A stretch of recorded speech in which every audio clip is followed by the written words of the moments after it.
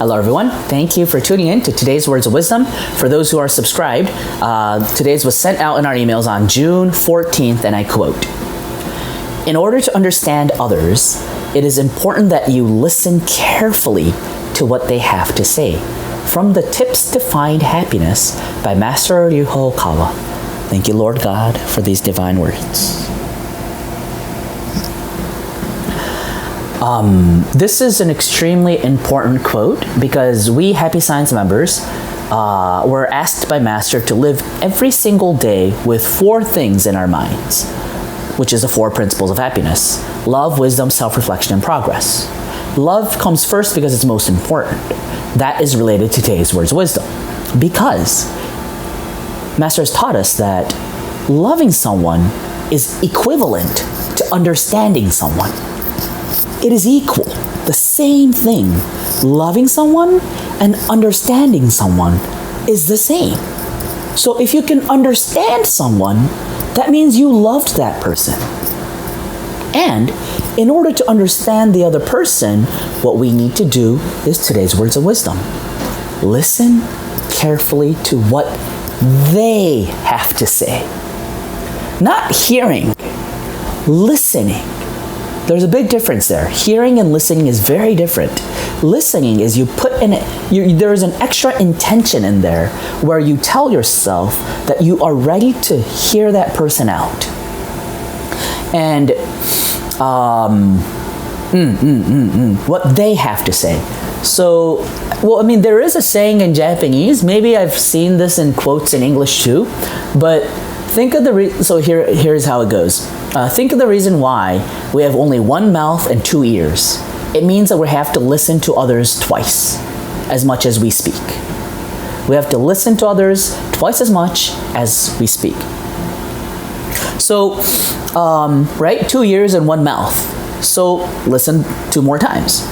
And this is extremely, really important. A lot of the times we can easily become self-absorbed or selfish, or more, maybe if selfish is a hard word, it's like we're more leaning towards, our attention is leaning towards ourselves rather than others. That's a natural thing, unless you control it spiritually through the discipline of the mind that's taught in Happy Science. This is like a religious training, right? We're training our minds to not be animalistic, being selfish, and it's like going against our animalistic instinct, which is the first thing is thinking about ourselves rather than others.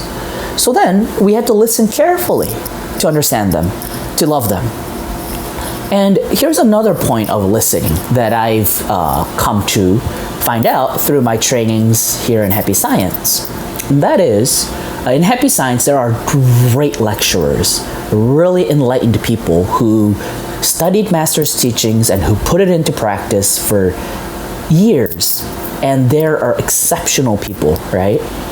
And there's a lot of them in the Human Resources Department of the Happy Science Renunciant Sangha. And I've noticed that when I was having a little interview with one of the Happy Science Renunciants of the HR department, he is listening to what I'm saying, but also at the same time, I can feel that he's listening to something else.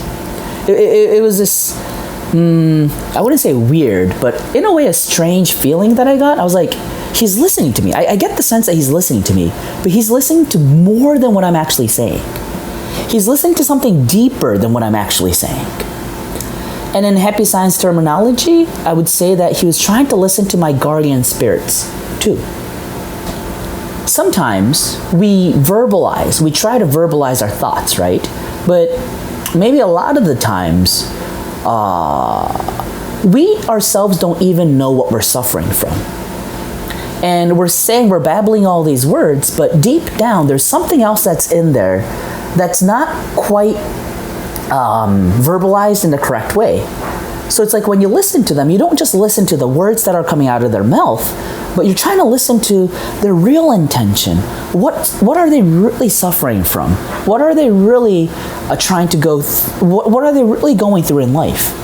And if you listen attentively, like not just to the words, but like to the spiritual, state where they're at, then you start seeing the whole picture, and then you can really not just understand that person, but envelop that person. And that is the feeling I get when I had the opportunity to have a Q&A session with Master Okawa.